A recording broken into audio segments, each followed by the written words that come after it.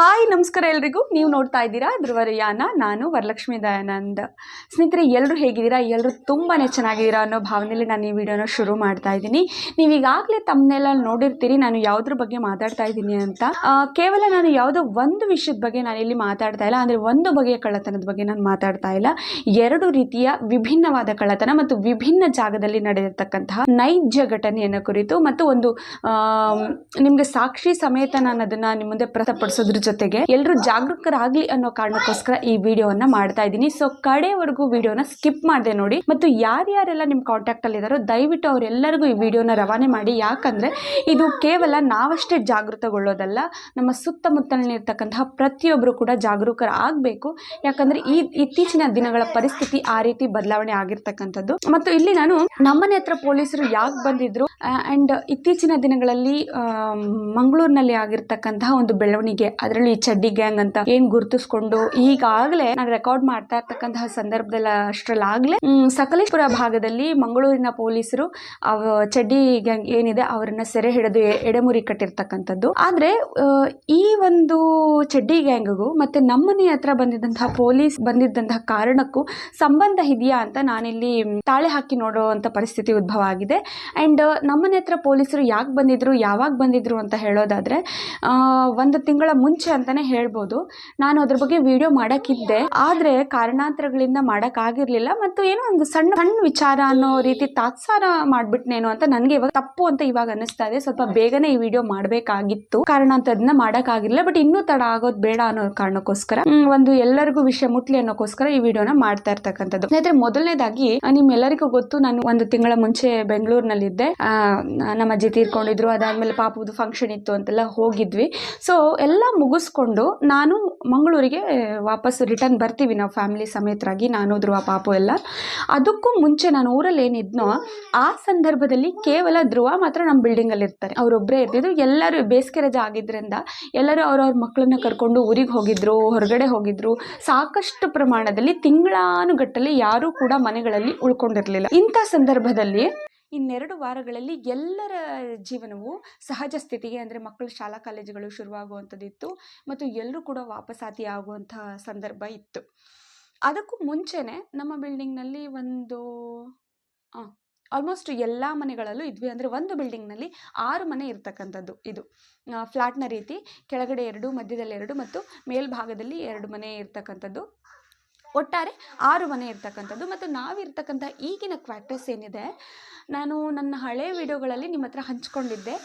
ತುಂಬ ಸೇಫ್ ಆಗಿದೆ, ಯಾವುದೇ ರೀತಿಯಾದಂತಹ ಭಯ ಪಡುವಂಥ ವಾತಾವರಣ ಇಲ್ಲ ಮತ್ತು ಯೋಚನೆ ಮಾಡುವಂಥ ಚಿಂತೆನೂ ಇಲ್ಲ ಅಂತ ನನ್ನ ಫ್ಯಾಮಿಲಿಯವ್ರು ವಿಚಾರಿಸಿದಾಗಲೂ ಕೂಡ ನಾನು ಅದನ್ನೇ ಹೇಳಿದ್ದೆ.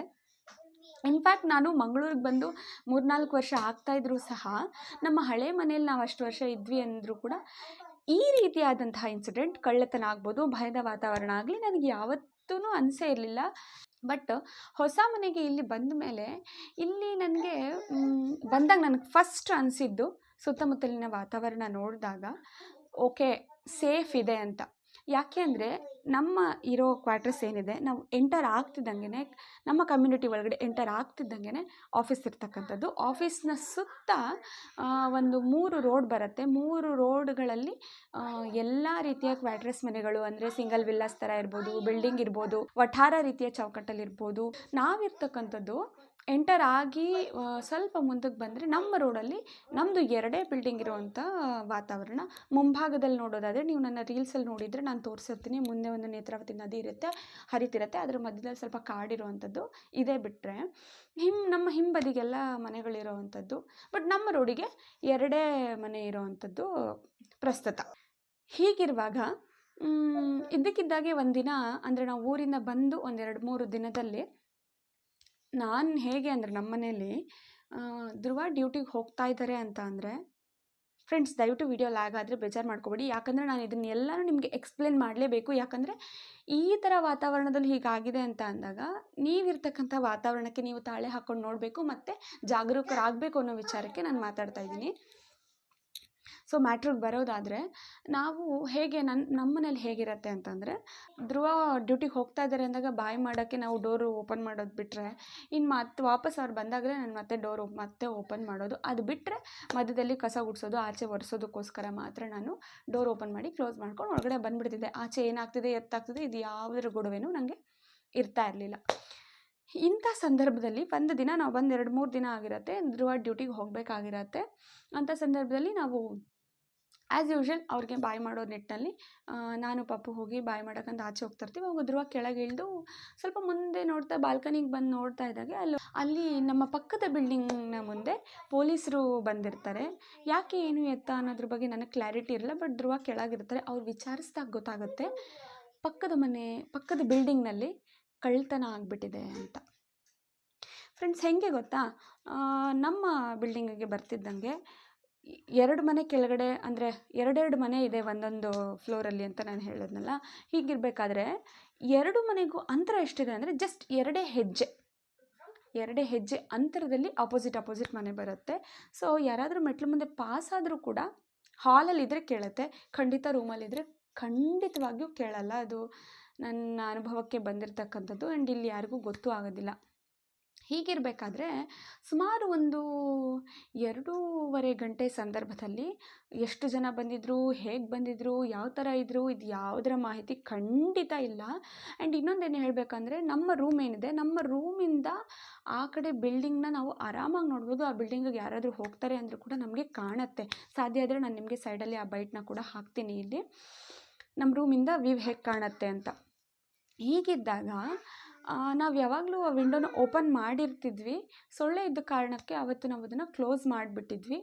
ಆ್ಯಂಡ್ ಬೆಳಗ್ಗೆ ಹೀಗಾಗಿದೆ ಅಂತ ಗೊತ್ತಾದಾಗ ಧ್ರುವ ನೋಡ್ಕೊಂಡು ಹೋದರು. ಆ್ಯಂಡ್ ಆ ಮನೇಲಿ ಅವತ್ತಿನ ದಿನ ಯಾರೂ ಇರಲಿಲ್ಲ, ಎಲ್ಲ ಊರಿಗೆ ಹೋಗಿದ್ರು. ಅಂದರೆ ಹೋಗಿರೋರು ಇನ್ನು ವಾಪಸ್ 1 ದಿನದಲ್ಲಿ ರಿಟರ್ನ್ ಬರಬೇಕಾಯಿತು. ಕಳ್ಳತನ ಏನಾಗಿತ್ತಲ್ಲ ಅದ್ರ ಎದುರುಗಡೆ ಮನೆಯಲ್ಲಿ ವಾಸವಾಗಿದ್ದರು ಜನ. ಮತ್ತು ಮೇಲ್ಗಡೆ 2 ಮನೆಯಲ್ಲೂ ಇದ್ದರು, ಅದ್ರ ಮೇಲ್ಗಡೆ ಇದ್ದ ಮನೆಯಲ್ಲೂ ಕೂಡ ಎಲ್ಲರೂ ಇದ್ದದ್ದೇ. ಎಲ್ಲರ ಮನೆಯಲ್ಲೂ ಜನರು ವಾಸವಾಗಿದ್ದಂಥ ಸಂದರ್ಭದಲ್ಲಿ ಆ ದಿನದ ಮಟ್ಟಿಗೆ ಯಾವ ಮನೆ ಬೀಗ ಹಾಕಿತ್ತು, ಆ ಮನೇಲಿ ಜನ ಇಲ್ವೋ ಅಂಥ ಮನೆಗೆ ಕಳ್ಳರು ನುಗ್ಗಿರೋ ಅಂಥದ್ದು.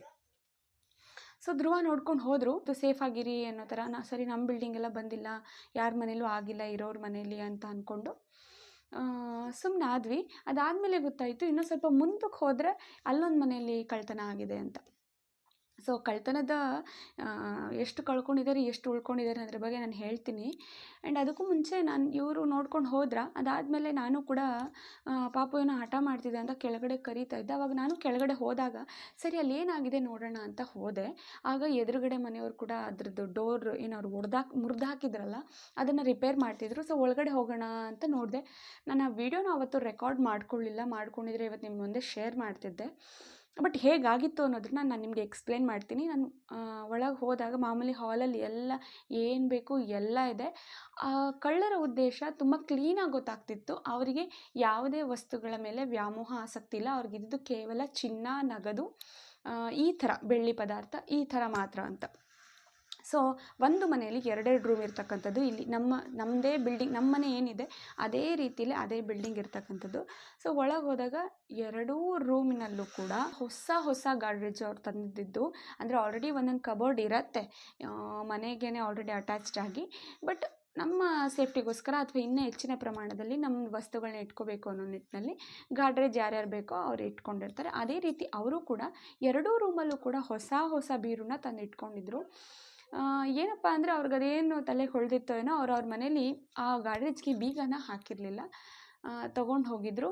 ಆ್ಯಂಡ್ ಇನ್ನೊಂದು ಮುಖ್ಯವಾದ ವಿಷಯ, ಅವರು ಯಾವುದೇ ರೀತಿಯಾದ ಒಡವೆಗಳನ್ನ ಅವರು ಮನೆಯಲ್ಲಿ ಇಟ್ಟಿರಲಿಲ್ಲ. ಯಾಕಂದರೆ ಊರಿಗೆ ಹೋಗಬೇಕಾದ್ರೆ ಸಹಜವಾಗಿ ಫಂಕ್ಷನ್ ಕಾರ್ಯಕ್ರಮ ಅಂತಿರುತ್ತೆ, ಅವರು ಎಲ್ಲನೂ ತೊಗೊಂಡು ಹೋಗಿದ್ರು.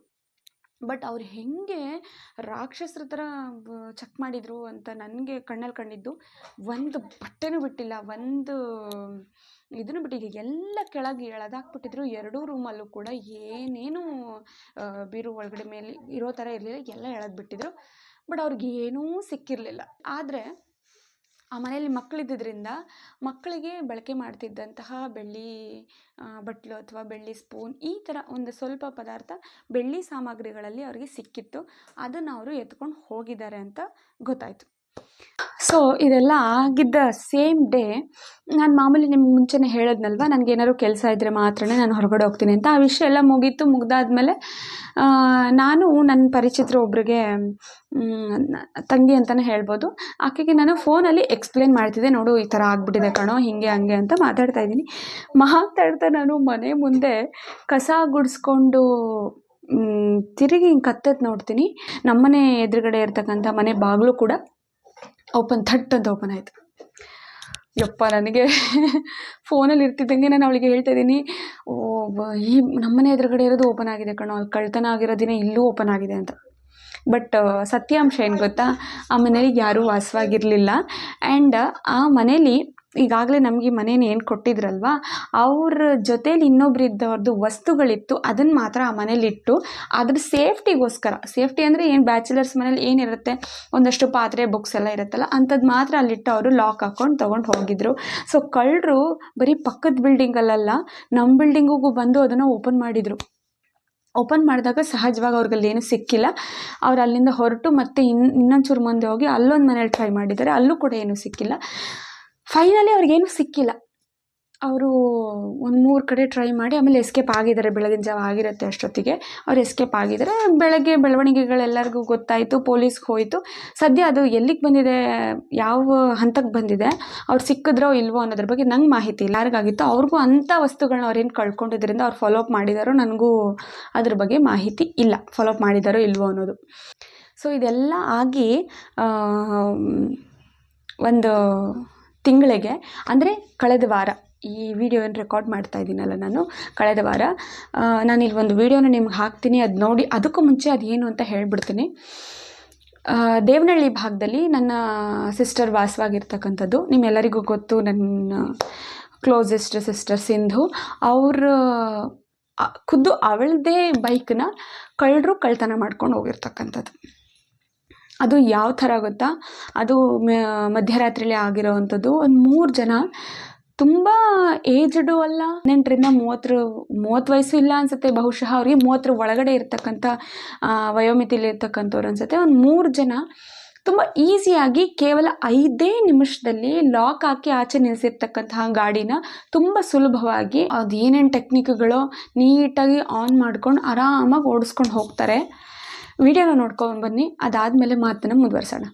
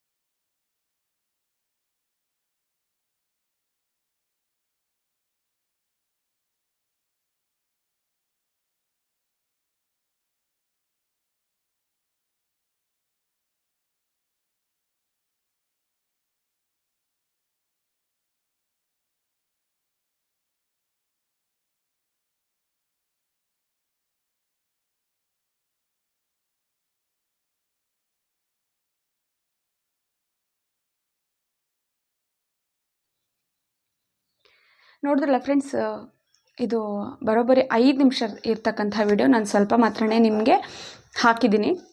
ಆ್ಯಂಡ್ 5 ನಿಮಿಷ ಅನ್ನೋದು ಕೂಡ ಇಲ್ಲಿ ನಾವು ಯೋಚನೆ ಮಾಡಬೇಕಾಗಿರುವಂಥದ್ದು. 5 ನಿಮಿಷದಲ್ಲಿ ಯಾರೋ 3 ಜನ ಬರ್ತಾರೆ, ಮನೆ ಮುಂದೆ ಇರೋ ಗಾಡಿನ ಸುಲಭವಾಗಿ ಸ್ಟಾರ್ಟ್ ಮಾಡ್ಕೊಂಡು ತೊಗೊಂಡು ಹೋಗ್ತಾರೆ. ಅವ್ರು ಎಲ್ಲಿಗೆ ಹೋಗ್ತಾರೆ, ಏನು ಮಾಡ್ತಾರೆ ಒಂದೂ ಗೊತ್ತಾಗಲ್ಲ. CCTV ಫೋಟೇಜಸ್ ಇರೋದ್ರಿಂದ ಇದು ಕೂಡ ನೇರ ನಮಗೆ ಹೆಂಗೆ ಮಾಡಿದ್ರು ಏನು ಮಾಡಿದ್ರು ಅಂತ ಕಾಣಿಸಿಲ್ಲ. ಒಂದು ಮರ ಕೂಡ ಅಡ್ಡ ಇದೆ ಎದುರುಗಡೆ ಇರ್ತಕ್ಕಂಥ ಮನೆಯಲ್ಲಿ. ಅವ್ರು ಹಾಕಿದ್ರಿಂದ ಅಲ್ಲಿ ಸ್ವಲ್ಪ ಬೈಟ್ ಸಿಕ್ಕಿರೋದ್ರಿಂದ ಆಯಿತು ಈ ಥರ ಕಳ್ತನ ಆಗಿರ್ಬೋದು ಅಂತ ಒಂದು ಐಡಿಯಾ ಬಂತು ಅನ್ನೋದು ಬಿಟ್ಟರೆ, ಇಲ್ಲಾಂದರೆ ಗಾಡಿ ಏನಾಯಿತು ಅಂತಲೇ ಗೊತ್ತಾಗ್ತಿರ್ಲಿಲ್ಲ. ಯಾರು ಮಾಡಿದ್ರು, ಹೆಂಗೆ ಮಾಡಿದ್ರು ಅಂತ ಗೊತ್ತಾಗ್ತಿರ್ಲಿಲ್ಲ. ಈ ಥರ ಕಳ್ತನ ಅವ್ರು ಮಾಡ್ಕೊಂಡು ಹೋದ್ಮೇಲೆ ನನ್ನ ಸಿಸ್ಟರ್ ಅವ್ರು ಫಾಲೋ ಅಪ್ ಮಾಡಿದ್ದಾರೆ, ನಮ್ಮ ಭಾವನೂ ಸೇರಿ ಪೊಲೀಸವ್ರಿಗೆ ಕರೆಸಿ ಮಾಮೂಲಿ ಎಲ್ಲ ಏನೇನಾಗಿದೆ CCTV ಫೋಟೇಜ್ ಎಲ್ಲ ತೋರಿಸಿ ಏನು ಅಂತೆಲ್ಲ ತಿಳ್ಕೊಂಡಾಗ ಅವರು ಟೋಲ್ ದಾಟಿ ಯಲಹಂಕ ಟೋಲ್ ದಾಟಿ ಹೋಗಿಲ್ಲ ಅನ್ನೋದೊಂದು ಮಾಹಿತಿ ಅವತ್ತಿನ ದಿನದ ಮಟ್ಟಕ್ಕೆ ಸಿಗತ್ತೆ. ಸೊ ಅವರು ಇದರಲ್ಲಿ ಅದನ್ನು ಎಕ್ಸ್ಪ್ಲೇನ್ ಮಾಡಬೇಕಾಗಿಲ್ಲ. ಒಂದು ಗಾಡಿ ಕಳ್ಕೊಂಡು ನಿಟ್ಟಿನಲ್ಲಿ ಅವ್ರು ಇದನ್ನೆಲ್ಲ ಹುಡುಕ್ಸೋ ಸಲುವಾಗಿ ದುಡ್ಡನ್ನು ಕೂಡ ವ್ಯಯ ಮಾಡಬೇಕಾಯ್ತು. ಫೈನಲಿ ಆ ಗಾಡಿ ಸಿಕ್ಕಿದೆ. ಆದರೆ ಟೋಲ್ ದಾಟಿಲ್ಲ ಅಂತ ಏನು ಅಂದ್ಕೊಂಡಿದ್ವಿ, ಅದು ಹಾಗಲ್ಲ. ಟೋಲ್ ದಾಟ್ ಕೂಡ ಹೋಗಿತ್ತು. ಅವ್ರ ನಂಬರ್ ಪ್ಲೇಟ್ನ ನೀಟಾಗಿ ಚೇಂಜ್ ಮಾಡಿಕೊಂಡು ಕಳ್ತನ ಎಲ್ಲ ಮಾಡಿ ಮತ್ತೆ ನಾರ್ಮಲಾಗಿ ಓಡಾಡೋಕ್ಕೆ ಅದೇ ಪ್ಲೇಟ್ ನಂಬರ್ನ ಹಾಕ್ಕೊಂಡು ಬಳಕೆ ಮಾಡ್ತಿದ್ದಂತಹ ಸಂದರ್ಭ ಬೇರೆ ಒಂದು ಭಾಗದಲ್ಲಿ, ಆಲ್ಮೋಸ್ಟ್ ನನಗೆ KR ಪುರಮ್ಮು ಏನೋ ನನಗೆ ನೆನಪಾಗ್ತಿಲ್ಲ ನನ್ನ ತಂಗಿ ಯಾವ ಏರಿಯಾ ಹೇಳಿದ್ದು ಅಂತ. ಬಟ್ ಟೋಲ್ ಅಂತೂ ದಾಟಿ ಹೊರಭಾಗದಲ್ಲಿ ಆ ಗಾಡಿ ಪತ್ತೆ ಆಗಿರ್ತಕ್ಕಂಥದ್ದು. ಅದಾದಮೇಲೆ ಸಿಕ್ತು. ಅದಕ್ಕೂ ಕೂಡ ಅವ್ರು ದುಡ್ಡು ವೆಚ್ಚ ಮಾಡಿ ಸರ್ವಿಸಿಗೆ ಹೋಗಿ ಇವಾಗ ಗಾಡಿ ಸಿಕ್ಕಿದೆ. ಕಳ್ತನ ಆಯಿತು, ಐಟಮ್ ಸಿಕ್ಕಿದೆ, ಅದ್ರ ಮೇಲೆ ದುಡ್ಡು ವ್ಯರ್ಥ ಆಯಿತು. ಒಂದು ಕಡೆ ನೋಡಿ ಕಳ್ಕೊಂಡಿರೋದು ನಮ್ಮ ವಸ್ತು. ಅದಾದಮೇಲೆ ಅದನ್ನು ವಾಪಸ್ ಪಡ್ಕೋಬೇಕಾದ್ರೂ ನಾವು ಖರ್ಚು ಮಾಡೋದು ನಮ್ಮದೇ ಹಣ. ಅದು ಸಿಕ್ಕಿದ ಮೇಲೆ ಅದಕ್ಕೆ ರೆಡಿ ಮಾಡ್ಸೋಕ್ಕೋಸ್ಕರ ಮತ್ತೊಂದು ಏನೇನು ಪಾರ್ಟ್ಸ್ಗಳೆಲ್ಲ ಹೋಗಿದ್ರೆ ಅದನ್ನು ಸಿದ್ಧ ಮಾಡ್ಸೋಕ್ಕೋಸ್ಕರ ಕಳ್ಕೊಳ್ಳೋದು ನಮ್ಮದೇ ಹಣ. ಇದು ಒಂದು ಭಾಗ. ಆದರೆ ಈ ಮನೆಗೆ ನುಗ್ಗಿ ಬಂದು ಕಳ್ತನ ಮಾಡುವಂಥದ್ದು, ಇದು ಎರಡನ್ನೂ ತಾಳೆ ಹಾಕಿ ನೋಡಿದಾಗ ಕಳ್ಳತನದ ಗುಂಪು ಬೇರೆ ಬೇರೆ ನಿಟ್ಟಿನಲ್ಲಿ ಕೆಲಸ ಮಾಡ್ಬೋದು. ಮತ್ತು ಬೇರೆ ರೀತಿಯಾದಂಥ ವ್ಯಾಮೋಹ, ಮತ್ತು ಅವರಿಗೆ ಕೆಲವರಿಗೆ ಒಡವೆ ಬಂಗಾರ ಬರುತ್ತೆ, ಕೆಲವು ಗಾಡಿ ಇರುತ್ತೆ. ಬಟ್ ಎರಡೂ ಅಂಶಗಳು ಕೂಡ ಲಾಭದ ನಿಟ್ಟಿನಲ್ಲೇ ಇರ್ತಕ್ಕಂಥದ್ದು. ಅಂದರೆ ತಾವು ದುಡ್ದಿದ್ದಲ್ಲ, ತಾವು ಮಾಡಿದ್ದಲ್ಲ, ಪರರು ಕಷ್ಟಪಟ್ಟು ದುಡಿದು ಇಟ್ಕೊಂಡಿದ್ದು ಸಂಪಾದನೆ ಮಾಡಿದ್ದನ್ನು ಮತ್ತಾರೋ ಸುಲಭವಾಗಿ ಕೇವಲ ಒಂದು 5-10 ನಿಮಿಷದಲ್ಲಿ ಅದನ್ನು ಕದ್ಕೊಂಡೋಗಿ ಆರಾಮಾಗಿ ಬೇರೆಯವ್ರಿಗೆ ಮಾರಿ ಅವ್ರು ಆ ದುಡ್ಡಿಂದ ಮಜಾ ಮಾಡ್ತಾರೆ. ಇದು ನಿನ್ನೆ ಮನೆಯದು ಅಂತಲ್ಲ, ಸುಮಾರು ವರ್ಷಗಳಿಂದನೂ ಇದು ಮುಂದುವರ್ಕೊಂಡು ಬಂದಿದೆ, ಮುಂದಕ್ಕೂ ಕೂಡ ಮುಂದುವರಿಯುತ್ತೆ. ಆದರೆ ನಾವು ನಮ್ಮವರೆಗೂ ಅದು ಬರದೇ ಇರೋ ಹಾಗೆ ಹೇಗೆ ನೋಡ್ಕೋಬೇಕು ಅನ್ನೋ ನಿಟ್ಟಿನಲ್ಲಿ ಎಷ್ಟೇ ಮುನ್ನೆಚ್ಚರಿಕೆ ಕ್ರಮವನ್ನು ವಹಿಸ್ಕೊಂಡ್ರೂ ಕೂಡ ಬಹಳ ಕಮ್ಮಿ ಅಂತ ನನಗನ್ಸುತ್ತೆ. ನಮ್ಮ ಘಟನೆ ನಡೆದಿರ್ತಕ್ಕಂಥದ್ದು 1 ತಿಂಗಳ ಮುಂಚೆ. ಆ್ಯಂಡ್ ಈ ಚಡ್ಡಿ ಗ್ಯಾಂಗ್ ಏನಿದೆ, ಇವರು ಕೋಲಾರ ಭಾಗದಲ್ಲಿ CCTV ಫೋಟೇಜ್ಗಳಲ್ಲಿ ಸಿಕ್ಕಾಕೊಂಡಿದ್ರು ಅಂತ ಒಂದು ಖಾಸಗಿ ಮಾಧ್ಯಮದಲ್ಲಿ ಈಗಾಗಲೇ ವರದಿ ಆಗಿತ್ತು. ಅದಾದಮೇಲೆ ನಂತರ ಕಂಡು ಬಂದಿರೋದು ಮಂಗಳೂರಲ್ಲಿ. ನಮ್ಮ ವಾತಾವರಣದಲ್ಲಿ ಅಂದರೆ ಇಲ್ಲಿ ನಮ್ಮ ಕ್ವಾರ್ಟರ್ಸಲ್ಲಿ ಕಳ್ಳತನ ಏನಾಗಿದೆ ಅಲ್ಲ, ಇದು ಅವರೇ ಮಾಡಿದರೆ ಹಾಕ್ಕೊಂಡಿದ್ದಾರೆ, ಅಥವಾ ಅವ್ರು ಮಾಡಿಲ್ಲ ಅಂತ ಥಿಂಕ್ ಮಾಡಿದ್ರು ಬೇರೆ ಒಂದು ಗುಂಪು, ಕಳ್ಳತನದ ಗುಂಪು ಖಂಡಿತವಾಗಿಯೂ ಇದ್ದಾರೆ ಅನ್ನೋದು ಇಲ್ಲಿ ಸ್ಪಷ್ಟ. ಮತ್ತು ಅವರು ಚಡ್ಡಿಗಂಗವ್ರು ಏನಿದ್ದಾರೆ, ಅವರು ಡೈರೆಕ್ಟಾಗಿ ಮನೆಯಲ್ಲಿ ಜನ ವಾಸ ಇರುವಂಥ ಮನೆಗೆ ಡೈರೆಕ್ಟಾಗಿ ನುಗ್ಗಿರ್ತಕ್ಕಂಥದ್ದು. ಇದು ಅವರ ಕಡೆಯ ಪ್ರಯತ್ನನೋ ಅದು ನನಗೆ ಐಡಿಯಾ ಇಲ್ಲ. ಯಾಕಂದರೆ ಖಾಲಿ ಇರೋ ಮನೆಗಳಿಗೆ ಹೋಗಿ ಏನೂ ಸಿಗದೆ ಕಡೆಗೆ ವ್ಯಕ್ತಿಗಳಿರ್ತಕ್ಕಂತಹ ಮನೆಗೆ ಹೋಗಿ ಅವರು ಈ ಪ್ರಯತ್ನವನ್ನು ಮಾಡಿದಾರಾ ಅನ್ನೋದ್ರ ಬಗ್ಗೆ ನನಗೆ ಯಾವುದೇ ಇದಿಲ್ಲ. ಬಟ್ ಆ ಥರ ಥಿಂಕ್ ಮಾಡಬಹುದು. ಅಥವಾ ಅವರಲ್ಲದೆ ಬೇರೆಯವ್ರು ಮಾಡಿದ್ದಾರೆ ಅನ್ನೋದಾದರೆ ಇದನ್ನು ಮುಂದುವರಿತಾ ಇರುತ್ತೆ ಬೇರೆ ಬೇರೆ ಜಾಗದಲ್ಲೂ ಅನ್ನೋದು ಕೂಡ ಖಡಾಖಂಡಿತವಾಗಿರ್ತಕ್ಕಂಥದ್ದು. ಸೊ ಫ್ರೆಂಡ್ಸ್, ಈಗ ನಾವು ಮನೇಲಿ ಒಬ್ಬರೇ ಇರ್ತೀವಿ ಅಥವಾ ಜನನೇ ಇರ್ತೀವಿ ಅಂದಾಗ ಒಂದು 4-5 ಜನ ಡೈರೆಕ್ಟಾಗಿ ನುಗ್ಗಿ ಅಟ್ಯಾಕ್ ಮಾಡ್ತಾರೆ ಅಂದಾಗ ಅಂಥ ವೀರಾದಿವೀರರು, ಶೂರರು ಸಡನ್ನಾಗಿ ಕೂಡ ಬ್ಲಾಕ್ ಆಗಿಬಿಡ್ತಾರೆ, ಯಾರೇ ಎಷ್ಟೇ ಶಕ್ತಿವಂತರು ಬುದ್ಧಿವಂತರು ಇದ್ದರೂ ಕೂಡ. ಹೀಗಿರುವಾಗ ನಾವೊಂದಷ್ಟು ಗಮನವನ್ನು ಹರಿಸ್ಬೇಕಾಗುತ್ತೆ. ಏನಪ್ಪ ಅಂದರೆ, ಈ ಮುಂಚೆ ಹಳೆ ಕಾಲದಲ್ಲೆಲ್ಲ ಈ ಬಾಣಂತಿಯರಿಗಾಗಲಿ ಮಗು ಇರೋವಂಥ ಮನೆಯಲ್ಲಾಗಲಿ ಮಲ್ಕೋಬೇಕಾದ್ರೆ ಮನೆ ಮುಂಭಾಗಕ್ಕೇ ಈ ಈ ಪೊರ್ಕೆ ಮತ್ತು ಈ ಮಚ್ಚು ಕುಡ್ಲು ಈ ಥರದನ್ನೆಲ್ಲ ಹಿಡಿಸೋರು. ಕಾರಣ ಇಷ್ಟೇ, ಪ್ರಕೃತಿ ವಿಕೋಪ ಏನಾದರೂ ಆದರೆ ಅದಲ್ಲೇ ಅಡ್ಡ ಹೋಗಲಿ ಅಂತ. ಬಟ್ ಇನ್ನೊಂದು ರೀತಿ ಲೆಕ್ಕ ಹಾಕಿದ್ರೆ ಈ ನೆಗೆಟಿವ್ ಎನರ್ಜಿ ಯಾವುದು ಮನೆ ಒಳಗೆ ಬರಬಾರ್ದು ಅಂತ.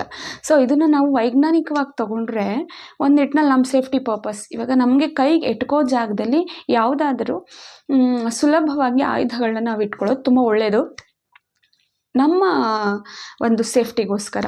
ಇವಾಗ ಸಡನ್ನಾಗಿ ಯಾರೋ ನುಗ್ಗಿ ಓಡ್ಕೊಂಡು ಇವಾಗ ನೋಡಿ, ಮಂಗಳೂರಲ್ಲಾಗಿರೋ ಚಡ್ಡಿ ಗ್ಯಾಂಗ್ದು ಪ್ರಕರಣ ಹೊರಗೆ ಬಂದಿದ್ದು ಏನಿದೆ, ಅವ್ರು ನೀಟಾಗಿ ಕಂಬಿನ ಮುರ್ಕೊಂಡು ಬಂದಿದ್ದಾರೆ. ಅವ್ರು ಬಂದಿರೋದು ಮನೆ ಜನಕ್ಕೆ ಗೊತ್ತಿಲ್ಲ. ಅವ್ರದ್ದು ಗಿಮಿಕ್ಸು ಟೆಕ್ನಿಕ್ಸ್ ಆ ಥರ ಇರುತ್ತೇನೋ ನನಗೆ ಗೊತ್ತಿಲ್ಲ. ಪಾಪ ವಯೋವೃದ್ಧರಿರೋ ಮನೆಗೆ ಅವರು ನುಗ್ಗಿ ಈ ಥರ ಮಾಡಿರ್ತಕ್ಕಂಥದ್ದು. ಬಂದು ಸುಲಭವಾಗಿ ಮನೇಲಿದ್ದು ಒಡೆದು ಎಲ್ಲ ಡೈಮಂಡು ಫೋನ್ ಸಮೇತವಾಗಿ ಎಲ್ಲನೂ ಅವ್ರು ಹೊಡ್ಕೊಂಡು ಹೋಗ್ತಾರೆ ಅಂದರೆ ಅವ್ರ ಧೈರ್ಯನೂ ಕೂಡ ಮೆಚ್ಚಬೇಕಾಗುತ್ತೆ. ಅದು ಸುತ್ತ ಮನೆ ಇರ್ತಕ್ಕಂತಹ ವಾತಾವರಣದಲ್ಲೇ. ಹೀಗಿರುವಾಗ ನಾವು ನಮ್ಮ ಡಿಫೆನ್ಸ್ಗೆ ನಮ್ಮನ್ನ ಕಾಪಾಡ್ಕೊಳ್ಳೋಕ್ಕೋಸ್ಕರ ಒಂದು ಸುಲಭವಾಗಿ ಕೈಗೆಟುಕುವಂಥ ಜಾಗದಲ್ಲಿ ಮತ್ತು ಇರತಕ್ಕಂಥ ವ್ಯಕ್ತಿಗೆ ದೊಡ್ಡ ಮಟ್ಟದಲ್ಲಿ ಏನೂ ಸಮಸ್ಯೆ ಆಗದಿದ್ರೂ ಕೂಡ ಹೆದರಿಸೋ ಮಟ್ಟಕ್ಕಾದರೂ ನಮ್ಮ ಹತ್ರ ಏನಾದರೂ ಆ ಸಂದರ್ಭಕ್ಕೆ ಧೈರ್ಯ ಕೊಡೋದಕ್ಕೆ ಅದನ್ನು ಇಟ್ಕೋಬೇಕಾಗುತ್ತೆ. ಸ್ಪೆಷಲಿ ಒಂಟಿ ಹೆಣ್ಮಕ್ಳು ನನ್ನಂಗೆ ಯಾರಾದರೂ ಇರೋರಾದರೆ ಟೈಮಲ್ಲಿ ಗೊತ್ತಿಲ್ಲ ಯಾವ ಥರ ವರ್ಕ್ ಆಗ್ಬೋದು ಅದು ಅಂತ. ನಮಗೆ ಸಾಧ್ಯ ಆದರೆ ನಾವು ಹೆದರಿಸೋ ಮಟ್ಟಕ್ಕೂ ಆಗ್ಬೋದು. ಅಥವಾ ಸಡನ್ನಾಗಿ ಎಮರ್ಜೆನ್ಸಿ ಕಾಲ್ಗೆ 112 ನೆನಪಿರಲಿ, ಪ್ರತಿಯೊಬ್ಬರಿಗೂ ಎಮರ್ಜೆನ್ಸಿಗೆ 112 ನಮ್ಮ ಪೊಲೀಸ್ ಇಲಾಖೆಗೆ ಸುಲಭವಾಗಿ ಕಾಲು ಕನೆಕ್ಟ್ ಆಗುತ್ತೆ. ಕನೆಕ್ಟಾಗಿ ನಾವು ಮಾತಾಡಲೇಬೇಕು ಅಂತ ಇಲ್ಲ. ಆ ಸಂದರ್ಭದಲ್ಲಿ ಈ ಕಡೆಯಿಂದ ಏನಾಗ್ತದೆ ಅನ್ನೋದನ್ನು ಗ್ರಹಿಸ್ಕೊಂಡು ಕೂಡ ಏನಾದರೂ ಒಂದು ಟ್ರ್ಯಾಪ್ ಮಾಡುವಂಥ ಪ್ರಯತ್ನವನ್ನು ಪೊಲೀಸ್ ಇಲಾಖೆ ಮಾಡುತ್ತೆ. ಹಾಗಾಗಿ ಪ್ರತಿಯೊಬ್ಬರು ಕೂಡ 112 ನಂಬರ್ನ ನೆನಪಲ್ಲಿಟ್ಕೊಳ್ಳಿ ಎಮರ್ಜೆನ್ಸಿ ಪರ್ಪಸ್ಗೋಸ್ಕರ. ಮತ್ತು ಮನೆಯಲ್ಲಿ ಅಕ್ಕಪಕ್ಕದಲ್ಲಿ ನಿಮಗೆ ಕೈಗೆಟುಕುವ ಜಾಗದಲ್ಲಿ ಯಾವುದಾದ್ರೂ ಒಂದು ಆಯುಧವನ್ನು ದೊಡ್ಡ ಮಟ್ಟದಲ್ಲಿ ಅಲ್ಲದೆ ಇದ್ದರೂ ಮುಂದೆ ಇರ್ತಕ್ಕಂಥ ವ್ಯಕ್ತಿಗೆ ದೊಡ್ಡ ಮಟ್ಟದಲ್ಲಿ ಹಾನಿ ಆಗದೆ ಇರೋ ಮಟ್ಟಕ್ಕಿದ್ರೂ ಕೂಡ ಹೆದರಿಸೋ ನಿಟ್ಟಿನಲ್ಲಾದರೂ ಏನಾದರೂ ಒಂದು ನಮ್ಮ ಹತ್ರ ಇದ್ದರೆ ತುಂಬ ಒಳ್ಳೇದು ಅಂತ ನನಗನ್ಸುತ್ತೆ. ಇದು ಯಾವುದೂ ಆಗಲ್ಲ ನಮಗೆ ಅಂತ ಅಂದಾಗ ಕಳ್ಳರು ಯಾಕೆ ಬರ್ತಾರೆ, ಅವರು ಹೇಗೆ ಬರ್ತಾರೆ ಅನ್ನೋದ್ರ ಬಗ್ಗೆನೂ ಕೂಡ ನಮಗೆ ಗಮನ ಹರಿಸ್ಬೇಕಾಗತ್ತೆ. ಫ್ರೆಂಡ್ಸ್, ಏನು ಗೊತ್ತಾ, ಬೆಂಗಳೂರಿನಂಥ ಭಾಗದಲ್ಲಿ ಇವಾಗ ಪ್ರತಿಯೊಬ್ಬರು ಒಂದು ಏರಿಯಾದಲ್ಲಿ ಒಂದು 10 ಕ್ಯಾಮ್ರಾ ಮನೆಗಳಲ್ಲಂತೂ ಇದ್ದೇ ಇರುತ್ತೆ. ಆದರೆ ಇಲ್ಲಿ ನಮ್ಮ ವಾತಾವರಣದಲ್ಲಿ ಏನಿದೆ ಗೊತ್ತಾ, ಡಿಪಾರ್ಟ್ಮೆಂಟ್ ಅವರಾದರೂ ಕೂಡ, ಅಂದರೆ ಮೆಸ್ಕಾಮ್ ಡಿಪಾರ್ಟ್ಮೆಂಟ್ ಆದರೂ ಕೂಡ ಇಲ್ಲಿ ಯಾವುದೇ ಥರ ಕ್ಯಾಮ್ರಾ ಆ ಥರದ್ದು ಯಾವುದೂ ಇಲ್ಲ. ಅದು ಇದ್ರೂ ಕೂಡ ಮನೆಗಳಿಗೆ ಇಲ್ಲ. ನಮ್ಮ ರೋಡಲ್ಲಂತೂ ಏನೂ ಇಲ್ಲದೆ ಇದ್ದದ್ದೇ ನಮಗೆ ದೊಡ್ಡ ಪ್ರಾಬ್ಲಮ್ ಆಗಿರ್ತಕ್ಕಂಥದ್ದು. ಈಗ ಬಿಲ್ಡಿಂಗ್ ಅವರೆಲ್ಲ ಒಂದು ಸತಿ ಮಾತಾಡಿಕೊಂಡು ಎಲ್ಲರೂ ಸೇರಿ ದುಡ್ಡು ಹಾಕಿ ಕ್ಯಾಮ್ರಾ ಹಾಕ್ಸೋಣ ಅಂತೆಲ್ಲ ಮಾತಾಡಿದ್ದಾಗಿದೆ. ಬಟ್ ಅದು ಕಾರ್ಯೋನ್ಮುಖ ಆಗಲಿಲ್ಲ. ಅದು ಯಾಕೋ ಮತ್ತೆ ಯಾರೂ ಇಂಟ್ರೆಸ್ಟ್ ತೋರಿಸ್ತಿಲ್ಲ, ಅದಾಗಲಿಲ್ಲ. ಬಟ್ ನಮ್ಮ ನಿಟ್ಟಿನಲ್ಲಿ ನಮ್ಮನೆ ಇದಕ್ಕೋಸ್ಕರ ಆದರೂ ನಾವು ಸೇಫ್ಟಿ ಏನು ಬೇಕೋ ಮಾಡ್ಕೋಬೋದು. ಫ್ರೆಂಡ್ಸ್, ಈಗಂತೂ ಪೆನ್ನಲ್ಲಿ ಇಡೋವಂಥ ಕ್ಯಾಮ್ರಾ ಬರುತ್ತೆ, ಬಟನಲ್ಲಿ ಇಡೋವಂಥ ಕ್ಯಾಮ್ರಾ ಬರುತ್ತೆ. ಸೊ ಈ ಥರ ಸಾಧ್ಯ ಆದರೆ ಅದು ವರ್ಕಿಂಗ್ ಕಂಡೀಷನ್ ಚೆನ್ನಾಗಿ ಸಿಗತ್ತೆ, ಬಳಕೆ ಮಾಡ್ಕೋಬಹುದು ಅಂತ ಯಾರಿಗಾದ್ರೂ ಅನಿಸಿದ್ರೆ ಖಂಡಿತವಾಗಿಯೂ ಆ ಥರ ಒಂದು ನಿಮ್ಮ ಮನೆ ಸೇಫ್ಟಿನ ನೀವು ಮಾಡ್ಕೊಳ್ಳಿ. ಮೊದಲನೇದಾಗಿ ನಮ್ಮ ಮನೆಗೆ ಯಾರಾದರೂ ಕಳ್ಳರು ಬರ್ತಾ ಇದ್ದಾರೆ ಅಂದರೆ ಅವರು ಡೈರೆಕ್ಟಾಗಿ ನುಗ್ಗಿಬಿಡಲ್ಲ. ಒಂದು ಐಡಿಯಾ ಅವ್ರಿಗಿದ್ದೇ ಇರುತ್ತೆ, ಈ ಮನೇಲಿ ಯಾರಿದ್ದಾರೆ, ಯಾರ್ಯಾರಿಲ್ಲ, ಮತ್ತು ಅವ್ರ ಮನೇಲಿ ಏನು ಸಿಕ್ಕಬಹುದು ಬಂದರೆ, ಈ ಥರ ಎಲ್ಲ ಒಂದು ಸಣ್ಣ ಮಟ್ಟದ ಐಡಿಯಾ ಅಂತೂ ಖಂಡಿತವಾಗ್ಲೂ ಅವ್ರಿಗಿದ್ದೇ ಇರುತ್ತೆ. ಯಾಕಂದರೆ ಅವರು ಸುಮ್ಮನೆ ಏಕಾಏಕಿ ಬಂದುಬಿಡೋರಲ್ಲ, ಬೇರೆ ರೂಪದಲ್ಲೆಲ್ಲ ಮನೆಗಳನ್ನ ಅಬ್ಸರ್ವ್ ಮಾಡಿರ್ತಾರೆ. ಸೊ ನಾನು ಹೇಳೋದೇನು ಗೊತ್ತಾ, ನಿಮ್ಮ ಮನೆ ಜಾಗಕ್ಕೆ ಯಾರಾದರೂ ಈ ನೈಟಿ ಮಾರ್ಕೊಂಡು ಬರೋದು ಮತ್ತು ಈ ಪೆನಾಯಿಲ್ನ ಮಾರ್ಕೊಂಡು ಬರೋದು, ಈ ಥರ ಮನೇನ ಅಬ್ಸರ್ವ್ ಮಾಡೋಕ್ಕೆ ಬರ್ತಾರೆ. ದಯವಿಟ್ಟು ಅಂಥವ್ರು ಬಂದರೆ ಡೈರೆಕ್ಟಾಗಿ ಡೋರ್ ಓಪನ್ ಮಾಡಬೇಡಿ, ಯಾವುದೇ ಕಾರಣಕ್ಕೂ ಮಾಡಬೇಡಿ. ಯಾಕಂದರೆ ನಮ್ಮ ಹಾಲ್ ಎಂಟ್ರೆನ್ಸೇ ಏನಿದೆ ಅನ್ನೋದು ಒಂದು ಅವ್ರು ಕಂಡುಬಿಟ್ರೆ ಅವ್ರಿಗೊಂದು ಐಡಿಯಾ ಬರುತ್ತೆ, ಇಲ್ಲೇನಾದ್ರು ಇರಬಹುದು ಅಂತ. ಈ ರೀತಿಯಾಗಿ ಯಾರಾದರೂ ಮನೆ ಬಾಗಿಲ ಹತ್ರ ನಿಮಗೆ ವ್ಯಾಪಾರ ಮಾಡ್ಕೊಂಡು ಏನಾದರೂ ಬರ್ತಾ ಇದ್ದಾರೆ ಅಂದರೆ ಆದಷ್ಟು ಅವಾಯ್ಡ್ ಮಾಡಿ. ನೀವೇನೇ ತೊಗೋಬೇಕಾದ್ರೂ ಖುದ್ದು ನೀವೇ ಹೊರಗೆ ಹೋಗಿ ತನ್ನಿ, ಬಳಕೆ ಮಾಡ್ಕೊಳ್ಳಿ. ಅದ್ಬಿಟ್ಟು ಮನೆ ಹತ್ರ ತಂದು ಮಾರೋರ್ದು ಐಟಮ್ಗಳು ಚೆನ್ನಾಗಿರೋದಿಲ್ಲ. ಆ್ಯಂಡ್ ಪಾಯಿಂಟ್ಸು ಅದು ಇದು ಅಂತೆಲ್ಲ ಬರ್ತಾರೆ. ಈ ಪ್ರಸ್ತುತ ಈ ಕೋವಿಡ್ನ ಮುಂಚೆ ಈ ಥರದ ವ್ಯಾಪಾರಗಳೆಲ್ಲ ನಂಬೋದಾಗಿತ್ತು. ಸೇಲ್ಸ್ ಮ್ಯಾನ್ಗಳ ಹತ್ರ ಬಂದು ಮಾರಾಟ ಮಾಡೋದಿತ್ತು. ಇವಾಗ ಅದು ವರ್ಕೌಟ್ ಆಗಲ್ಲ ಅಂತ ಎಲ್ರಿಗೂ ಗೊತ್ತು. ಯಾಕಂದರೆ ಆನ್ಲೈನಲ್ಲಿ ತುಂಬ ರೀತಿಯಾಗಿ ಸುಲಭವಾಗಿ ಈ ಥರ ವ್ಯಾಪಾರಗಳಾಗೋದ್ರಿಂದ ಇದು ಖಂಡಿತವಾಗಿಯೂ ಕೂಡ ಇತ್ತೀಚಿನ ದಿನಗಳಲ್ಲಿ ಇದರ ಪ್ರಮಾಣ ಬಹಳ ಕಮ್ಮಿ ಅಂತ ನಾನು ಆರಾಮಾಗಿ ಹೇಳ್ಬೋದು. ಸೊ ಯಾರು ಕೂಡ ಮನೆ ಬಾಗಿಲಲ್ಲಿ ಬಂದು ಮಾರೋದು ತುಂಬ ಕಮ್ಮಿ. ಆ ಥರ ಬರ್ತಾ ಇದ್ದಾರೆ ಅಂದರೆ ಅವ್ರ ಬಗ್ಗೆ ಒಂದು ಕಣ್ಣಿಟ್ಟಿರಬೇಕು ಮತ್ತು ನಾವು ಗಮನ ಹರಿಸ್ಕೋಬೇಕು ಅನ್ನೋದು ನನಗನ್ಸುತ್ತೆ. ಸೊ ಯಾರಾದರೂ ನಿಮ್ಮನೆ ಭಾಗದಲ್ಲಿ ಮಾರಾಟ ಮಾಡಿಕೊಂಡು ಹಾಗೆ ಹೀಗೆ ಬರ್ತಾ ಇದ್ದಾರೆ ಅಂದರೆ ದಯವಿಟ್ಟು ಅದಕ್ಕೆ ಮಣೆ ಹಾಕಬೇಡಿ. ಆ ಥರ ಯಾವುದೇ ರೀತಿಯಾದ ವಸ್ತುಗಳನ್ನು ನೀವು ಕೊಂಡ್ಕೋಬೇಡಿ. ಅದು ಯಾವ ರೀತಿಯಾಗೂ ಒಳ್ಳೆಯದು ಅಲ್ಲ, ಆರೋಗ್ಯ ದೃಷ್ಟಿಯಿಂದನೂ ಅಲ್ಲ, ಮತ್ತು ನಮಗೆ ವಾತಾವರಣದ ದೃಷ್ಟಿಯಿಂದನೂ ಕೂಡ ಅದು ಒಳ್ಳೆಯದಲ್ಲ. ಸೊ ಅದನ್ನು ಯಾರು ಪ್ರೋತ್ಸಾಹ ಮಾಡಬೇಡಿ. ಒಂದು ವೇಳೆ ಬರ್ತಾ ಇದ್ದಾರೆ ಅಂದರೆ ಇಲ್ಲಿ ಯಾರೂ ಏನೂ ಪರ್ಚೇಸ್ ಮಾಡಲ್ಲ, ದಯವಿಟ್ಟು ಬರೋಕ್ಕೆ ಹೋಗಬೇಡಿ ಅಂತಲೇ ಅವ್ರಿಗೆ ಹೇಳಿಬಿಡಿ ಹೊರಗಡೆಯಿಂದ. ಆಮೇಲೆ ಮನೆಯಲ್ಲಿ ಆದಷ್ಟು ಪ್ರಮಾಣದಲ್ಲಿ ನೀವು ಒಡವೆಗಳನ್ನು, ದುಡ್ಡನ್ನು ಇಡದೇ ಇರ್ತಕ್ಕಂಥದ್ದೇ ಬಹಳ ಒಳ್ಳೆಯದು ಅಂತ ನನಗನ್ಸುತ್ತೆ. ಬ್ಯಾಂಕಲ್ಲಿ ಒಂದು ವರ್ಷಕ್ಕೆ ಇಂತಿಷ್ಟು ದುಡ್ಡು 1000ದಿಂದ 2,000 ಒಳಗಡೆ ಇಷ್ಟು ಪ್ರಮಾಣದಲ್ಲಿ, ಅದು ನೀವು ತೊಗೊಳ್ಳೋ ಲಾಕರ್ ಮೇಲೆ ಕೂಡ ಡಿಪೆಂಡ್ ಆಗಿರುತ್ತೆ. ಸೊ ಮನೆಯಲ್ಲಿ ನೀವು ಯಾವುದೇ ಥರ ಒಡವೆ ವಸ್ತುಗಳನ್ನ ಇಡೋದ್ರ ಬದಲಿಗೆ ಬ್ಯಾಂಕ್ನಲ್ಲಿ ಅದನ್ನು ಜಮಾ ಮಾಡಿಡೋದು ಅಥವಾ ಬ್ಯಾಂಕಲ್ಲಿ ನೀವು ತೊಗೊಳ್ಳೋದಕ್ಕೆ ಸುಲಭ ಕೂಡ ಆಗಿರುತ್ತೆ. ಒಂದು ದಿನ ಮುಂಚೆನೋ ಅಥವಾ ಇಂತಿಷ್ಟು ಅವರ್ ಮುಂಚೆನೋ ಅಂತ ಹೋದರೆ ನಿಮ್ಗೆ ಸುಲಭವಾಗಿ ನಿಮ್ಮ ವಸ್ತುಗಳನ್ನ ನೀವು ನಿಮ್ಮ ಲಾಕರಲ್ಲಿ ತೊಗೋಬೋದು. ಸೊ ಈ ರೀತಿಯಾದಂತಹ ಒಂದು ಅಭ್ಯಾಸವನ್ನು ಮಾಡ್ಕೊಳ್ಳೋದು ಒಳ್ಳೆಯದು. ಮತ್ತು ದುಡ್ಡು ಕೂಡ ಮನೆಯಲ್ಲಿ ಇವಾಗ ಯಾರು ಆದಷ್ಟು ಇಡೋದಿಲ್ಲ, ಇಡದೇ ಇದ್ರೇನು ಕೂಡ ಮುಂದಕ್ಕೂ ಕೂಡ ಯಾರು ಇಡೋದು ಇದನ್ನು ಮಾಡಬೇಡಿ. ಯಾಕಂದರೆ ಎಲ್ಲ ಇವಾಗ ಆನ್ಲೈನಲ್ಲೇ ನಡೀತಕ್ಕಂಥದ್ದು, ಎಲ್ಲರೂ ಕೂಡ UPIನ ಬಳಸ್ಕೊಂಡು ಎಲ್ಲ ದುಡ್ಡನ್ನು ವ್ಯವಹಾರವನ್ನು ಮಾಡ್ತಕ್ಕಂಥದ್ದು. ನೀವು ಕೂಡ ಅದನ್ನೇ ಮಾಡಿ. ಸೊ ಇದನ್ನೆಲ್ಲ ನಾವು ಗಮನದಲ್ಲಿ ಇಟ್ಕೋಬೇಕಾಗುತ್ತೆ. ನಿಮ್ಮ ಗಾಡಿಗಳನ್ನ ಏನಾದರೂ ಇದ್ದರೆ ನಿಮ್ಮ ಗೇಟ್ನ ಒಳಭಾಗದಲ್ಲಿ ನಿಲ್ಲಿಸಿ. ನನ್ನ ಸಿಸ್ಟರ್ ಕೇಸಲ್ಲಿ ಹೇಳಬೇಕಾದ್ರೆ ಅವ್ರ ಮನೆಯಲ್ಲಿ ಕಾಂಪೌಂಡ್ ಇತ್ತು ಒಳಗಡೆ. ಸಹಜವಾಗಿ ಒಂದು ನಂಬಿಕೆ, ಹೊರಗಡೆ ಆರಾಮಾಗಿ ತಿರುಗಿಸ್ಕೊಳ್ಳೋಕೆ ಸುಲಭ ಆಗಲಿ ಅನ್ನೋ ನಿಟ್ಟಿನಲ್ಲೇನೋ ಎಲ್ಲ ನಿಲ್ಲಿಸಿ ಈ ಥರ ಎಡವಟ್ಟಾಗಿದ್ದದ್ದು. ಅವತ್ತು ಒಂದಿನ ಒಳಗೆ ನಿಲ್ಲಿಸಿದ್ರೆ ಈ ಥರ ಕೆಲಸ ಆಗ್ತಾ ಇರಲಿಲ್ಲ. ಅವರು ಕೂಡ ಅಲ್ಲಿ ಗಾಡಿ ಕಳ್ತನ ಮಾಡಿರೋರು ಕೂಡ ಒಂದಿನಕ್ಕೆ ಮಾಡಿರಲ್ಲ, ಸುತ್ತ ವಾತಾವರಣ ಅಬ್ಸರ್ವ್ ಮಾಡಿರ್ತಾರೆ. ಮತ್ತು ನಾನು ಈ ಕೇಸಲ್ಲಿ ಕೇಳಿದಾಗ ತುಂಬ ಭಯಾನಕವಾದ ಗುಂಪಿದೆ ಅವ್ರದ್ದು ಅಂತ ಒಂದು ಮಾಹಿತಿ ನನಗೆ ಇಂಡೈರೆಕ್ಟಾಗಿ ಸಿಕ್ತು, ನನ್ನ ಸಿಸ್ಟರ್ ಹೇಳಿದ ಮುಖಾಂತರ. ಅವ್ರದ್ದು ದೊಡ್ಡ ಗುಂಪೇ ಇದೆ ಮತ್ತು ಒಂದು ಜಾಗಕ್ಕೆ ಅವರು ಸೇರಿರ್ತಕ್ಕಂಥವ್ರು. ಮತ್ತು ಅವ್ರಿಗೇನಿದು ಹೊಸದಲ್ಲ, ಅವ್ರಿಗೆ ಸಹಜವಾಗಿ ಇದು ಅಭ್ಯಾಸ ಆಗಿರೋ ಅಂಥದ್ದು ಅಂತ. ಸೊ ಕಳ್ಳರೆ ಹಾಗೆ ಅವರು ಪ್ರವೀಣರಿಲ್ಲದೆ ಈ ರೀತಿಯಾದಂಥ ಇದ್ದಾರೆ, ನೀವು ಮಾಡೋಕ್ಕಾಗತ್ತಾ? ಖಂಡಿತ ಇಲ್ಲ. ಹಾಗೆಯೇ ಅವ್ರಿಗೆ ಚೆನ್ನಾಗಿ ಅಭ್ಯಾಸ ಆಗಿರುತ್ತೆ. ಹಾಗಾಗಿ ನೀವೆಲ್ಲರೂ ಸೇಫ್ಟಿ, ನಿಮಗೆ ಸಂಬಂಧಪಟ್ಟಂಗೆ ನೀವೇನೇನು ಸೇಫ್ ಮಾಡ್ಕೋಬೇಕೋ ಅದನ್ನು ಎಲ್ಲನೂ ಮಾಡ್ಕೊಳ್ಳಿ ಅಂತ ನಾನು ಹೇಳ್ತೀನಿ. ಮನೇಲಿ ಒಡವೆ ಇಡೋವಂಥ ಅಭ್ಯಾಸ ಮಾಡ್ಕೋಬೇಡಿ. ದಯವಿಟ್ಟು ಬ್ಯಾಂಕ್ನಲ್ಲಿ ಇಡಿ. ಮತ್ತು ದುಡ್ಡನ್ನು ಕೂಡ ಯಾವುದೇ ಕಾರಣದಲ್ಲೂ ಮನೇಲಿ ಇಟ್ಕೋಬೇಡಿ. ಆಮೇಲೆ ಗಾಡಿಗಳನ್ನು ಯಾವ ರೀತಿ ಸೇಫ್ ಮಾಡ್ಕೋಬೇಕೋ ಅದನ್ನು ಮಾಡ್ಕೊಳ್ಳಿ. ಮತ್ತು ಸಾಧ್ಯ ಆದರೆ CCTV ವ್ಯವಸ್ಥೆಯನ್ನು ನಿಮ್ಮ ಮನೆಗಳಲ್ಲಿ ನಿಮಗೆ ತಕ್ಕ ಮಟ್ಟಿಗೆ ನೀವು ಮಾಡ್ಕೊಳ್ಳಿ. ಆಮೇಲೆ ಸ್ವಲ್ಪ ಧೈರ್ಯವಾಗಿರಿ, ಯಾವಾಗಲೂ ಮೆಂಟಲಿ ಅಲರ್ಟ್ ಆಗಿರಿ. ಎಲ್ಲ ಟೈಮಲ್ಲೂ ಇರೋಕ್ಕಾಗತ್ತೆ ಅಂತ ನಾನು ಹೇಳೋಕ್ಕಾಗಲ್ಲ, ಬಟ್ ಆದಷ್ಟು ಇಂಥ ಸಂದರ್ಭದಲ್ಲಿ ಧೃತಿಗೆಡದೆ, ಭಯ ಪಡದೆ ಇರತಕ್ಕಂಥದ್ದನ್ನು ಅಭ್ಯಾಸ ಮಾಡ್ಕೋಬೇಕಾಗತ್ತೆ. ಹೆಣ್ಮಕ್ಳು ಕೆಲವೊಂದಷ್ಟು ಭಯ ಇದೆ ಅನ್ನೋರು ಯಾರಾದರೂ ಇದ್ದರೆ ದಯವಿಟ್ಟು ಒಂದಷ್ಟು ಡಿಫೆನ್ಸ್ ವೀಡಿಯೋಗಳನ್ನ ನೀವು ನೋಡಿ ಕಲಿಬೇಕು ಅಂತ ಇಲ್ಲ. ಟ್ರೈನಿಂಗ್ ಕೊಡೋ ಅಂಥದ್ದು ಸಾಕಷ್ಟು ಕಡೆ ಇರುತ್ತೆ. ಆದರೂ ಕೂಡ ನಮ್ಮನ್ನ ನಾವು ಸೇಫ್ ಮಾಡ್ಕೊಳ್ಳೋಕ್ಕೆ ಒಂದಷ್ಟು ಧೈರ್ಯನೂ ಇರಬೇಕು, ಜೊತೆಗೆ ಸ್ವಲ್ಪ ಶಕ್ತಿನೂ ಇರಬೇಕು. ಅದ್ರ ಜೊತೆಗೆ ಒಂದಷ್ಟು ಟೆಕ್ನಿಕ್ಸು ಗೊತ್ತಿರಬೇಕಾಗತ್ತೆ. ಇದನ್ನೆಲ್ಲ ಸ್ವಲ್ಪ ನೀವು ಯೂಟ್ಯೂಬಲ್ಲಿ ಹುಡುಕಿದ್ರೆ ಏನು ಬೇಕಾದ್ರೂ ಸಿಗುತ್ತೆ. ಸೊ ಅದನ್ನೆಲ್ಲ ಸ್ವಲ್ಪ ನೋಡಿ ನಿಮ್ಮ ಪಾರ್ಟ್ನರ್ ಯಾರಿರ್ತಾರೋ ಅವ್ರ ಮೇಲೆ ಪ್ರಯೋಗ ಮಾಡಿ ಒಂದಷ್ಟು ಅಭ್ಯಾಸಗಳನ್ನ ಮಾಡಿಟ್ಕೊಂಡು ತುಂಬ ಒಳ್ಳೆಯದು ಅನಿಸುತ್ತೆ. ಕೇಳೋಕ್ಕಿದ್ದು ನಗೆಪಾಟ್ಲು ಅನ್ನಿಸ್ಬೋದು, ಆದರೆ ಈ ರೀತಿಯಾದಂತಹ ಒಂದು ಸಿದ್ಧತೆ ನಮ್ಮಲ್ಲಿದ್ದಾಗ ಸ್ವಲ್ಪ ಬೇರೆಯವ್ರಿಗಿಂತ ವಿಭಿನ್ನವಾಗಿ ಒಂದು ಸಂದರ್ಭವನ್ನು ಟ್ಯಾಕಲ್ ಮಾಡೋದ್ರಲ್ಲಿ ನಾವು ವಿಭಿನ್ನವಾಗಿರ್ತೀವಿ ಅಂತ ಅನ್ಬೋದು. ಇದ್ರ ಜೊತೆಗೆ ಮನೆಯಲ್ಲಿ ಮಕ್ಕಳಿರ್ತಕ್ಕಂತಹ ಸಂದರ್ಭದಲ್ಲಿ ಸ್ವಲ್ಪ ಉದ್ದಿರೋ ಮಕ್ಕಳಿಗಾದರೆ ಒಂದಷ್ಟು ಚಾಣಕ್ಯತನವನ್ನು ಮಕ್ಕಳಿಗೆ ನಾವು ಈಗಿಂದಲೇ ಕಲಿಸ್ಕೊಳ್ಬೇಕಾಗತ್ತೆ. ತುಂಬ ಪುಟಾಣಿ ಮಕ್ಕಳಿದ್ದಾರೆ ಅಂದಾಗ ನಾವು ಇನ್ನೂ ಗಟ್ಟಿಯಾಗಿರಬೇಕಾಗತ್ತೆ. ಸೊ ಇದನ್ನೆಲ್ಲ ನಾವು ಒಳಗೊಂಡು ಇರೋವಂಥದ್ದು ತುಂಬ ಒಳ್ಳೆಯದು ಅಂತ ನನಗನ್ಸುತ್ತೆ. ಹಾಗಾಗಿನೇ ಇಷ್ಟೆಲ್ಲ ಮಾತಾಡಬೇಕಾಯಿತು. ವಿಡಿಯೋ ಲ್ಯಾಗ್ ಆಗಿದ್ರು ಕೂಡ ನಿಮ್ಮೆಲ್ಲರಿಗೂ ತುಂಬ ಉಪಯೋಗ ಆಗಿದೆ ಅಂತ ಭಾವಿಸ್ತಾ ಇದ್ದೀನಿ. ದಯವಿಟ್ಟು ಇದನ್ನು ಪ್ರತಿಯೊಬ್ಬರಿಗೂ ಶೇರ್ ಮಾಡಿ. ಎಲ್ಲರೂ ಅಲರ್ಟ್ ಆಗಿರಿ. ನೋಡಿ, ನಾವು ಕಷ್ಟಪಟ್ಟು ದುಡ್ದಿರ್ತೀವಿ, ನಾವು ತುಂಬ ಜೀವನದಲ್ಲಿ ಮುಂದಿನ ದಿನಗಳಿಗೇನೋ ಆಸೆಯನ್ನು ಹೊತ್ತು ಏನೋ ಒಡವೆ ಮಾಡ್ಕೊಂಡಿರ್ತೀವಿ, ದುಡ್ಡು ಇಟ್ಟಿರ್ತೀವಿ, ಅಥವಾ ಮತ್ತೊಂದೇನೋ ಗಾಡಿನ ಒಂದು ಎಮೋಷ್ನಲ್ ಆಗಿ ಇಟ್ಕೊಂಡಿರ್ತೀವಿ. ಅದನ್ನು ಸಡನ್ನಾಗಿ ಯಾರ್ದೋ ಪಾಲಾಗ್ಬಿಡತ್ತೆ ಅಂತ ಅಂದರೆ ಅದನ್ನು ಡೈಜೆಸ್ಟ್ ಮಾಡ್ಕೊಳಕ್ಕಾಗಲ್ಲ. ಸೊ ಅಂಥ ಸಂದರ್ಭ ಯಾರಿಗೂ ಬರದೇ ಇರಲಿ. ಎಲ್ಲರೂ ಹುಷಾರಾಗಿರಿ ಅಂತ ಹೇಳ್ತಾ ಈ ವಿಡಿಯೋನ ನಾನು ಇಲ್ಲಿ ಕೊನೆ ಮಾಡ್ತಾ ಇದ್ದೀನಿ. ಈ ವಿಡಿಯೋ ಇಷ್ಟ ಆಗಿದ್ರೆ ಲೈಕ್ ಮಾಡೋದನ್ನು ಮಾತ್ರ ಮರಿಬೇಡಿ. ಫ್ಯಾಮಿಲಿ ಆ್ಯಂಡ್ ಫ್ರೆಂಡ್ಸ್ಗೆ ತಪ್ಪದೆ ಈ ವಿಡಿಯೋನ ನೀವು ಶೇರ್ ಮಾಡಲೇಬೇಕು. ಕಮೆಂಟ್ ಬಾಕ್ಸ್ನಲ್ಲಿ ನಿಮ್ಮ ಸುತ್ತಮುತ್ತ ಆಗಿರುವಂತಹ ಯಾವುದಾದ್ರೂ ಪ್ರಸಂಗಗಳು ನಿಮ್ಗೆ ಗೊತ್ತಿದ್ರೆ ಕಮೆಂಟ್ ಮಾಡಿ ತಿಳಿಸಿ. ಮತ್ತು ಇದ್ರ ಬಗ್ಗೆ ಇನ್ನೂ ಏನಾದರೂ ನಿಮಗೆ ಮಾಹಿತಿನ ಹಂಚ್ಕೋಬೇಕು ಅಂತಿತ್ತು ಅಂದರೆ ಅಥವಾ ಇನ್ನೇನಾದರೂ ಐಡಿಯಾಸ್ ಏನಾದರೂ ಕೊಡಬೇಕು ಅಂತ ನಿಮ್ಮಲ್ಲಿತ್ತು ಅಂದರೆ ದಯವಿಟ್ಟು ಕಮೆಂಟ್ ಬಾಕ್ಸ್ನಲ್ಲಿ ಬರೀರಿ. ಚಾನೆಲ್ನ ಇನ್ನೂ ಸಬ್ಸ್ಕ್ರೈಬ್ ಮಾಡಿಲ್ಲ ಅಂದರೆ ದಯವಿಟ್ಟು ಚಾನೆಲ್ನ ಸಬ್ಸ್ಕ್ರೈಬ್ ಮಾಡ್ಕೊಳ್ಳಿ. ಪಕ್ಕದಲ್ಲಿ ಕಾಣೋ ಬೆಲ್ ಐಕಾನ್ನ ಆಲ್ ಅಂತ ಸೆಲೆಕ್ಟ್ ಮಾಡ್ಕೊಂಡಾಗ ನಾನು ಹಾಕೋ ಪ್ರತಿ ವಿಡಿಯೋದ ನೋಟಿಫಿಕೇಶನ್ ಮೊದಲು ನಿಮಗೆ ಬರುತ್ತೆ. ಇದೇ ರೀತಿಯಾದಂತಹ ಹೆಚ್ಚು ವಿಡಿಯೋಗಳಿಗಾಗಿ ನೀವು ನನ್ನ ಚಾನಲ್ನ ಸಬ್ಸ್ಕ್ರೈಬ್ ಆಗೋದನ್ನ ಮರಿಬೇಡಿ ಅಂತ ಹೇಳ್ತಾ ಮುಂದಿನ ಮತ್ತೊಂದು ವಿಡಿಯೋ ಜೊತೆಗೆ ನಾನು ನಿಮ್ಮನ್ನ ಭೇಟಿ ಮಾಡ್ತೀನಿ. ಅಲ್ಲಿವರೆಗೂ ಎಲ್ಲರೂ ಹುಷಾರಾಗಿರಿ, ನಗ್ನಗ್ತಾ ಇರಿ. ಕನ್ನಡಿಗರಾದ ನಾವು ಕನ್ನಡವನ್ನು ಹೆಚ್ಚು ಹೆಚ್ಚು ಪ್ರೀತಿಸೋಣ ಅಂತ ಹೇಳ್ತಾ ನಮಸ್ಕಾರ.